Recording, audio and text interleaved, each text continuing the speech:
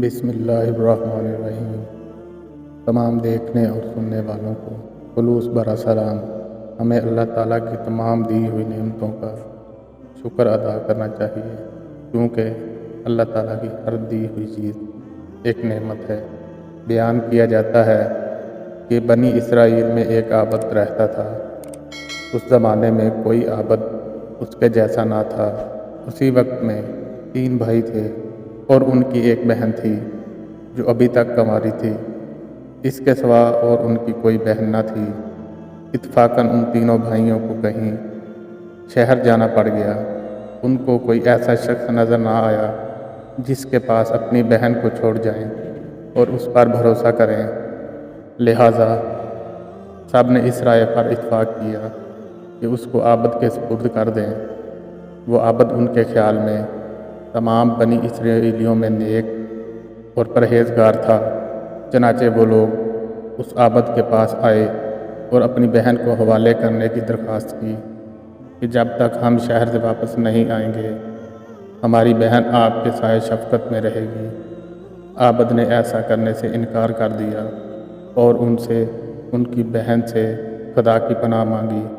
وہ نہ مانے اور اصرار کرتے رہے کہ ان کی بہن کو اپنی نگرانی میں رکھ لے، حتیٰ کہ عابد نے ان کی درخواست کو منظور کر لیا اور کہا کہ اپنی بہن کو میری عبادت خانے کے سامنے کسی گھر میں چھوڑ جاؤ۔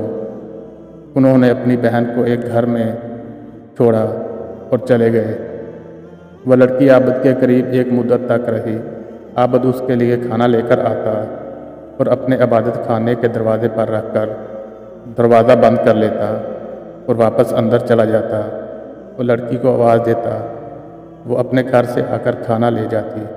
پھر راوی نے بیان کیا کہ پھر شیطان نے عابد کو بہکانا شروع کیا۔ ابتدا میں اس کو خیر کی ترغیب دیتا رہا اور لڑکی کا دن میں عبادت خانے تک آنا اس پر گراں ظاہر کرتا رہا کہ کہیں ایسا نہ ہو کہ یہ لڑکی دن میں کھانا لینے کے لیے گھر سے نکلے اور کوئی شخص اس کو دیکھ نہ لے، اس لیے بہتر یہ ہے کہ اس کا کھانا لے کر اس کے دروازے پر رکھ آیا کر، اس پر اجر عظیم ہوگا۔ غرض یہ کہ عابد کھانا لے کر اس کے گھر جانے لگا۔ کچھ مدت بعد پھر شیطان اس کے پاس آیا اور اس کو ترغیب دی اور اس بات پر اسے ابھارا کہ اگر تو اس لڑکی سے بات چیت کیا کرے تو تیرے کلام سے منحوس ہوگی، کیونکہ اس کو تنہائی سے سخت وحشت ہوتی ہے۔ شیطان نے اس کا پیچھا نہ چھوڑا، حتیٰ کہ وہ عابد اس لڑکی سے بات چیت کرنے لگا۔ اپنے عبادت خانے سے اتر کر اس کے پاس آنے لگا۔ پھر شیطان اس کے پاس آیا اور اس سے کہا کہ تو اپنی عبادت خانے کے دروازے پر اور وہ اپنے گھر کے دروازے پر بیٹھے اور دونوں آپس میں باتیں کریں تاکہ اس کو خوشی محسوس ہو۔ آخر کار شیطان نے اس کو عبادت خانے کے دروازے پر لا بٹھایا۔ لڑکی بھی گھر سے دروازے پر آئی۔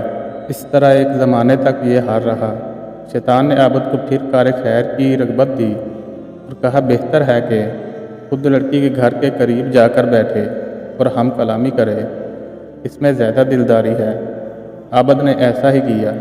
شیطان نے پھر ثواب کی رغبت دی اور کہا کہ اگر لڑکی کے دروازے سے قریب ہو جائے تو بہتر ہے تاکہ اس کو دروازے تک آنے کی بھی تکلیف نہ اٹھانی پڑے۔ عابد نے یہی کیا کہ اپنے عبادت خانے سے لڑکی کے دروازے پر آ کے بیٹھتا تھا اور باتیں کرتا تھا۔ ایک عرصے تک یہی کیفیت رہی۔ شیطان نے پھر عابد کو ابھارا کہ اگر آئین گھر کے اندر جا کر باتیں کیا کرے تو بہتر ہے تاکہ اس لڑکی کو باہر نہ آنا پڑے اور کوئی اس کا چہرہ نہ دیکھ پائے۔ غرض عابد نے شیوا اختیار کیا کہ لڑکی کے گھر کے اندر جا کر دن بھر اس سے باتیں کیا کرتا اور رات کو اپنے عبادت خانے میں واپس چلا جاتا، یہاں تک کہ عابد نے لڑکی کے دانوں پر ہاتھ مارا اور اس کے رخسار کا بوسہ لے لیا۔ پھر روز بروز لڑکی کو اس کی نظروں میں آزمائش دیتا رہا اور اس کے دل میں غلبہ کرتا رہا، حتیٰ کہ وہ اس کے اور زیادہ قریب ہو گیا۔ لڑکی نے حاملہ ہو کر ایک لڑکا جنا۔ پھر شیطان عابد کے پاس آیا اور کہنے لگا کہ آپ بتاؤ کہ اگر اس لڑکی کے بھائی آ گئے اور اس بچے کو دیکھا تو تم کیا کرو گے؟ میں ڈرتا ہوں کہ کہیں تم ذلیل نہ ہو جاؤ۔ یا وہ تمہیں رسوا نہ کر دیں تو بہتر ہے تم اس بچے کو لو اور زمین میں دفن کر دو۔ یہ لڑکی ضرور اس معاملے کو اپنے بھائیوں سے چھپائے گی، اس خوف سے کہ کہیں وہ نہ جان لیں کہ تم نے اس کے ساتھ کیا حرکت کی ہے۔ عابد نے ایسا ہی کیا اور لڑکے کو زمین میں دفن کر دیا۔ پھر شیطان نے اس سے کہا کہ کیا تمہیں اس بات پر یقین ہے کہ یہ لڑکی تمہاری اس حرکت کو اپنے بھائیوں سے پوشیدہ رکھے گی؟ ہرگز نہیں۔ تم اس کو بھی پکڑو اور ذبح کر کے بچے کے ساتھ دفن کر دو۔ غرض اس عابد نے لڑکی کو ذبح کیا اور بچے سمیت گھڑے میں ڈھال کر اس پر ایک بھاری پتھر رکھ دیا اور زمین کو برابر کر کے اپنے عبادت خانے میں جا کر عبادت کرنے لگا۔ ایک مدت گزرنے کے بعد لڑکی کے بھائی جب واپس آئے اور عابد کے پاس جا کر اپنی بہن کا حال پوچھا، عابد نے ان کو مرنے کی خبر دی۔ افسوس ظاہر کر کے رونے لگا اور کہا کہ بڑی نیک عورت تھی، دیکھو یہ اس کی قبر ہے۔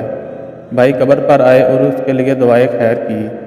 پھر راوی بیان کرتے ہیں کہ جب رات ہوئی اور وہ اپنے بستروں پر سوئے تو شیطان ان کے خواب میں ایک مسافر آدمی کی صورت میں آیا۔ پہلے بڑے بھائی کے پاس گیا اور اس کی بہن کا حال پوچھا۔ اس نے عابد کا اس کے مرنے کی خبر دینا اور اس پر افسوس ظاہر کرنا اور مقام قبر دکھانا بیان کیا۔ شیطان نے کہا، سب جھوٹ ہے، تم نے کیوں کر اپنی بہن کا معاملہ مان لیا؟ عابد نے تمہاری بہن سے بد فعل کیا، وہ حاملہ ہو گئی اور ایک بچہ جنا۔ عابد نے تمہارے ڈر کے مارے اس بچے کو اس کی ماں سمیت ذبح کیا اور گڑھا کھود کر دونوں کو اس میں ڈال دیا۔ شیطان نے مزید کہا، جس گھر میں تمہاری بہن تھی اس کے اندر داخل ہونے میں وہ گڑھا داہنی جانب پڑتا ہے، تم چلو اور اس کے گھر میں جا کر دیکھو، تم کو وہاں دونوں ماں بیٹے کی ایک جگہ ملیں گے جیسا کہ میں تم کو بیان کر چکا ہوں۔ پھر شیطان دوسرے بھائی کے خواب میں آیا، اسے بھی ایسا ہی کہا۔ پھر چھوٹے بھائی کے خواب میں آیا اور اسے بھی ایسا ہی کہا۔ جب صبح ہوئی تو سب لوگ بیدار ہوئے اور تینوں اپنے اپنے خواب سے تعجب میں تھے۔ ہر ایک آپس میں ایک دوسرے سے بیان کرنے لگا کہ میں نے رات عجیب و غریب خواب دیکھا۔ سب نے باہم جو کچھ دیکھا تھا بیان کیا۔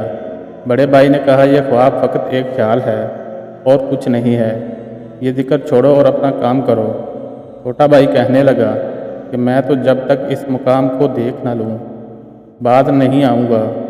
تینوں بھائی چلے جس گھر میں اس کی بہن رہتی تھی، آئے دروازہ کھولا اور جو جگہ خواب میں بتائی گئی تھی اسے تلاش کیا اور جیسا ان سے کہا گیا تھا کہ ان کی بہن اور اس کے بچے کو ایک گڑھے میں ذبح کیا ہوا پایا۔ انہوں نے عابد سے کل کیفیت دریافت کی۔ عابد نے اس قول کی، اس فعل کے بارے میں تصدیق کی۔ انہوں نے اپنے بادشاہ سے جا کر عابد کی شکایت کی۔ عابد کو پھر اس کے عبادت خانے سے نکالا گیا اور اس کو مارنے کے لیے لے جایا گیا۔ جب اس کو مارنے کے لیے جایا جا رہا تھا تو شیطان اس کے پاس آیا اور کہا، تم نے مجھے پہچانا، میں ہی تمہارا وہ ساتھی ہوں جس نے تم کو عورت کے فتنے میں ڈال دیا، یہاں تک کہ تم نے اس پر حملہ کر دیا اور ذبح کر ڈالا۔ اب اگر تم میرا کہنا مانو اور تم مجھ کو سجدہ کرو تو تمہیں میں اس سے نجات دلا دوں گا۔